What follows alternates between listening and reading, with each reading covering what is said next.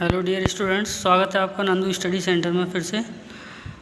आज हम आपको पढ़ाएंगे central idea of character of A happy life. हमने जो पोएम आपको अब तक पढ़ा दी है, character of A happy life composed bye sir Henry Wharton, उसका सेंट्रल आइडिया आपको लिखना होता है बोर्ड एग्जाम में। तो सेंट्रल आइडिया सबसे पहले समझते हैं होता क्या है। तो सेंट्रल आइडिया का मतलब होता है कि आपने जो पोएम पढ़ी है उसका सार क्या है, क्या बताने की कोशिश की है कवि ने उसमें। यानी सेंट्रल मीन्स केंद्रीय, आइडिया मीन्स विचार। हम इस तरह से भी इसको समझ सकते हैं कि केंद्रीय विचार क्या है, कवि क्या समझाने की कोशिश कर रहा है, क्या मैसेज हमको देने की कोशिश कर रहा है, उसको हम छोटे से उसमें लिखते हैं। यानी सार भी हम इसको एक तरह से बोल सकते हैं, यानी सार क्या है इस पोएम का।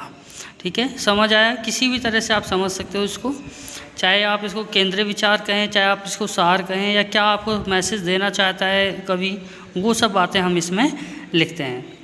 तो देखिए, मैंने इसका सेंट्रल आइडिया तैयार किया है, मैंने अपने हिसाब से किया है। आपको शायद हो सकता है कुछ और अपने हिसाब से थोड़ा बहुत चेंज कर सकते हैं।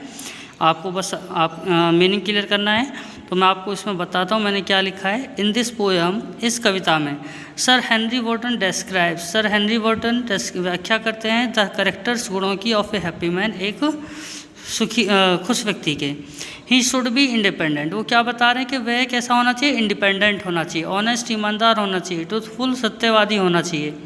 ही should be free from jealousy, उसे किसी से घृणा नहीं करनी चाहिए। इल विल, उसके जो विचार हैं वो भी गंदे नहीं होने चाहिए। वर्ल्डली एंग्जाइटीज, उसे सांसारिक परेशानियां भी कोई चाहिए, यानी चिंताएं ना करे कि मेरे पास ये नहीं है, वो नहीं है, ये नहीं हुआ, इसने मुझसे ऐसे कह दिया, इस तरह की कोई बात नहीं उसके अंदर न हो। अगला, he should be very careful of flatterers and rumours, कह रहे हैं वो चापलूसों से भी उसे सावधान रहना है, यानी ऐसा ना हो कोई उसकी चापलूसी करे और वो उससे खुश हो। रूमर्स, अफवाहों से उसे दूर रहना है, यानी गलत अफवाहें उसके बारे में न हों। ही शुड प्रे, उसे प्रार्थना करनी चाहिए टू गॉड, भगवान की, डेली, हर रोज़, फॉर गॉडली मेरिट्स, यानी जो भगवान के जैसे गुण हैं ऐसे गुण उसके अंदर आए, यानी उनकी कृपा के लिए उसे प्रार्थना करनी है, ना कि सांसारिक जो उपहार हैं जैसे गाड़ी, बंगला, अगड़म झगड़म, इनके बारे में नहीं सोचना है।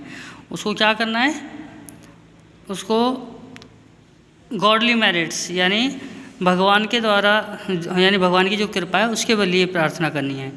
He should neither be overjoyed in his achievements nor disconsolate in failures, ना तो उसे असफलता से ही परेशान होना चाहिए और ना ही अपने उपलब्धियों पर बहुत ज़्यादा खुश होना चाहिए।